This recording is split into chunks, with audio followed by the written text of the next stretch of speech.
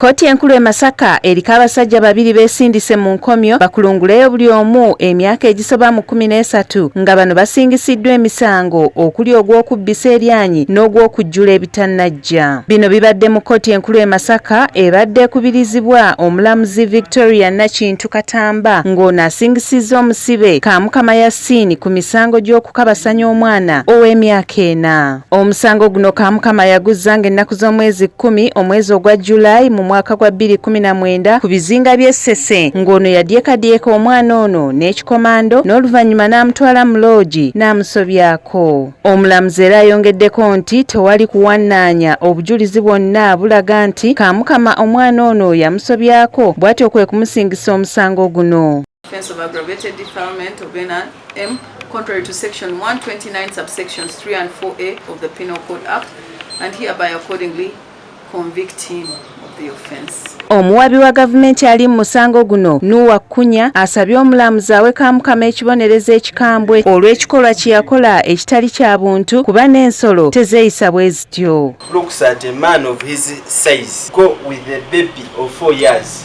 in bed looking at a baby as a sexual partner.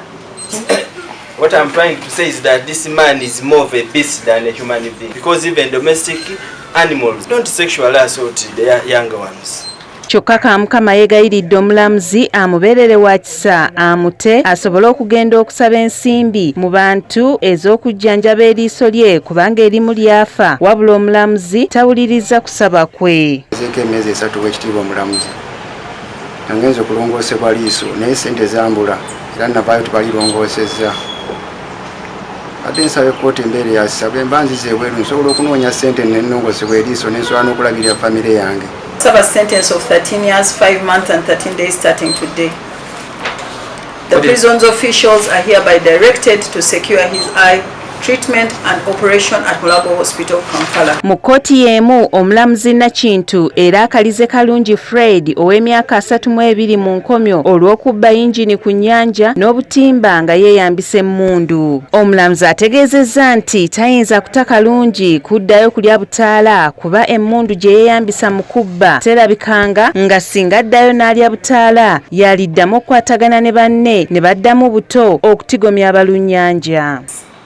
And past precedents, the most aggravating factor is that a gun was used and was never recovered. There was also use of pangas. Several items were stolen and were found in this particular convict's possession.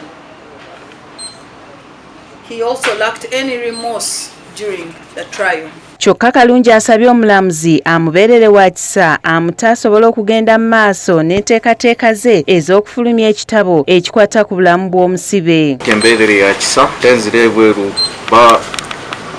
waliwo ebitabo byange byempandiise ebimu ku ebikwatagana ku mboozi y'obusibe. Ansaba kooti embeere ya kisa ntenzira ebweru nkulakulanye ekitone kyange ekyo. Ono naye omulamuzi amusibye emyaka 14 asobole okwekuba mu kifuba ku mize gy'obubbi.